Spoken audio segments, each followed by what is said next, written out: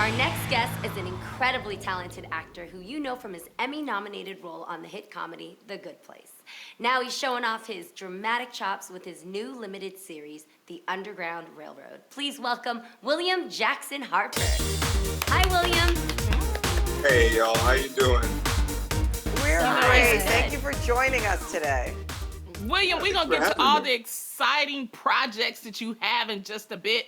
But first, 2020 saw a lot of people get closer to important people in their lives. And I think it's safe to say the same thing about you and who you call your son. You are a dad. I'm so proud of you. I'm talking about your dog, Chico. That's right. Tell us about your bond. It's deep and it's true. That's my homie. We spend a lot of time together, obviously, over the course of this past year, and he's actually in the room right now, tearing up a pink teddy bear, and just having a grand old time. So it's great. We just like in the house all day long and clowning, and it's great. I love it. Now, let's talk about The Good Place. It actually aired its series finale last year, right before the whole world went into lockdown, and you played a moral philosophy professor. How did that show prepare you for what we all ended up going through that year? Well, I feel like, Hey, Belle. I don't think you can play a character like that and not have it infuse your thought process with some of the principles that are discussed in the show. And so like I couldn't help but think that it is my duty in the midst of all this is going on to do what I can to protect other people. It's like it was just like clear as day that they're saying wear masks when you can, and then like wear masks all the time. It's really not about protecting yourself, it's more about protecting other people. I'm like that just kept playing in my head, throughout the year, that I'm like, I really want to, I could not live knowing that I had put someone at risk because I wanted to just, Right. I wanted to work out without my mask on. I didn't want to be the person that got someone sick and, God forbid, have someone die because I was carrying something and got them sick. So it's in a way it was, it is sort of a weird burden because you're like, oh man, I can't just engage in certain behaviors just to risk it. It's like I feel like I have an obligation to other people to try to protect really them as much as I can. Yeah. No, it's like life imitating art, which is really interesting. Well, let's talk about what you're starring in currently, and it's the movie called We Broke Up, about a broken up couple pretending they're still together to get through a wedding.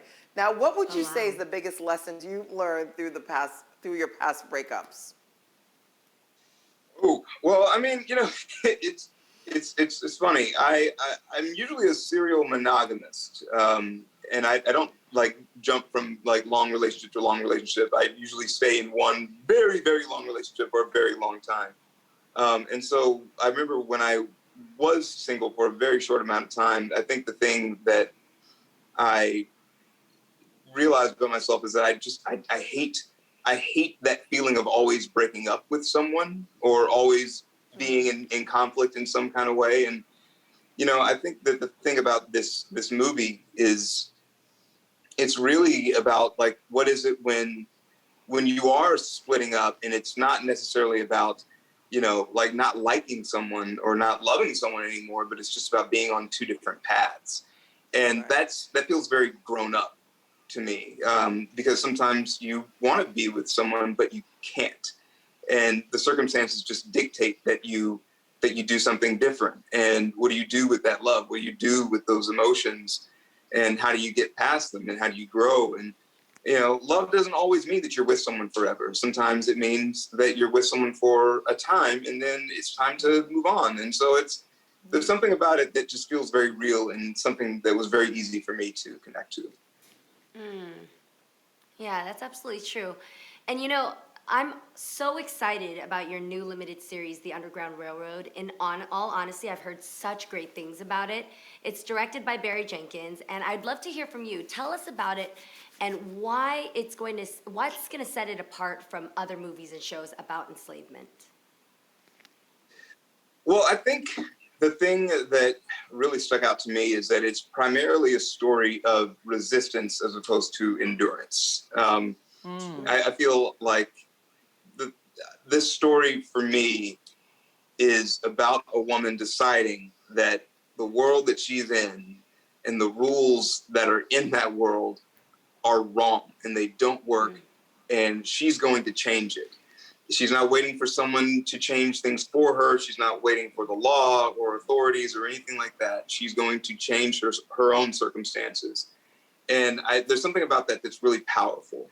I feel like when I watch narratives about enslaved people and set in that time period, I find that the people that I'm identifying with the most are having to endure something and waiting for things to change in a certain way. And this story is a very active, front-footed effort from our main character, played by Tussaud Mberu, who decides that she's not going to take it anymore. And that's really empowering to me. And I just can't wait for people to watch it and ask themselves interesting questions and really think about it and see who they would have been in that time, in those situations. Wow. Yeah. Yeah. Well, we actually get to take a look at a clip of you in the Underground Railroad. Let's check it out.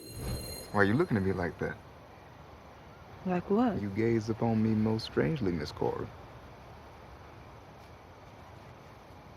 You're real pretty like that, you know, when you smile.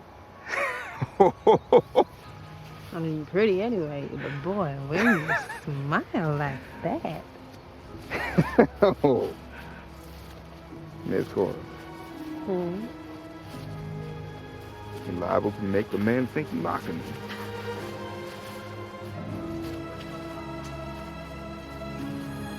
William, Wow. thank you so much for being with us today. All 10 episodes of The Underground Railroad are streaming right now on Amazon, so please make sure you check it out.